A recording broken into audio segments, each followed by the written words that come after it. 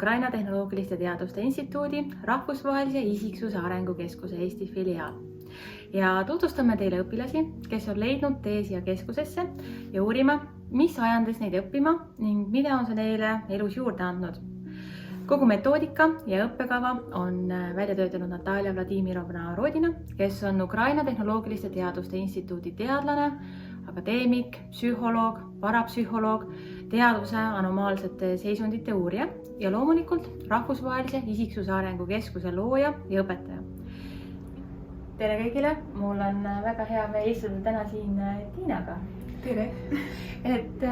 Räägime ka natukene täna sinu vaatenurgast, mis on hingeline vaimne areng, aga enne kui lähme selle päris teema juurde, siis äkki sa natukene avad ka natukene tausta, kes oled ja millega sa tegeled? Mina olen siis Tiina ja tulen Tallinnast, olen terve elu seal elanud ja õppisin keemiat, aga praegu siis töötan sellisel assisteerival valdkonnal ja ka selline 9–5 tavaline töökoht on praegu siis. Ja töö kõrvalt siis mind hästi palju huvitabki just see vaimne areng ja isiklik areng ja kõik siuksed isikutüüpide teemad, et miks keegi inimene on selline nagu ta on, mis maailmas praegu toimub ja kõik sellega kaasneb. Just. Ja kui me räägime, sa mainisidki, et sind huvitab kõik selline vaimne areng, eneseareng, siis kui sa selgitaksid natukene, et mis siis sinu jaoks tähendab see vaimne hingeline areng? Minu jaoks eelkõige tähendab see vaimne hingeline areng iseendast arusaamine, et ma saan iseendast õigesti aru, et ma saan aru, kust mul mingisugused mõtted tulevad, miks ma selline olen ja teiselt poolt siis, et miks see maailm selline on, et miks mingisugused asjad juhtuvad, miks mingisugused asjad ei juhtu, kuidas teised inimesed käituvad, et aru saada ka sellest, et mida teised inimesed nii-öelda teevad, mõtlevad, miks neil mingid asjad juhtuvad või ei juhtu, et see just, aga jah, hästi suures osas see iseenda nii-öelda see isiklik areng ja just see nagu kasv, et sa näed, et sa iga päevaga ja iga aastaga oled järjest targem ja järjest parem inimene ja parem nii-öelda see kõige parem versioon endast, kes sa saad olla selles hetkes. Aitäh sulle! Ja kuna me räägime siin ka konkreetsest õppeprogrammist ja ütleme sellisest kursustest, siis äkki saavad natukene ka seda taustat, kuidas sinust sai Natalia Rodina õpilane? No see oli nüüd juba 2 aastat tagasi vist.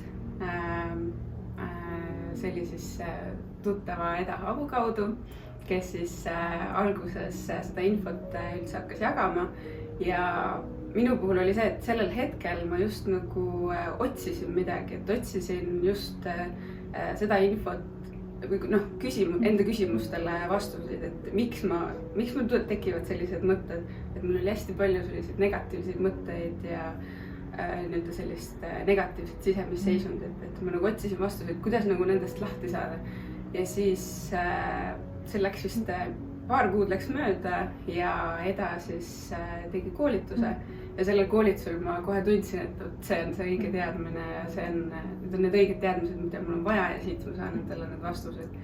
Ja siis sealt see nii-öelda pall hakkaski veerema ja siin ma nüüd olen. Ja sa mainisid ka, et see on sinu elus olnud umbes kuskil 2 aastat, need uued teadmised, uued oskused.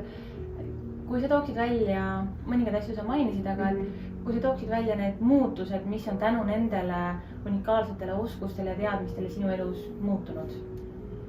Eelkõige on just minu see sisemine seisund muutunud. Kui ma nüüd vaatan kas või seda, millises seisundis ma olin näiteks pool aastat tagasi või eelmine suvi, et siis juba selle ajaga on hästi palju muutunud. Et ma tunnen, et minu sees on hästi palju sellist rahu.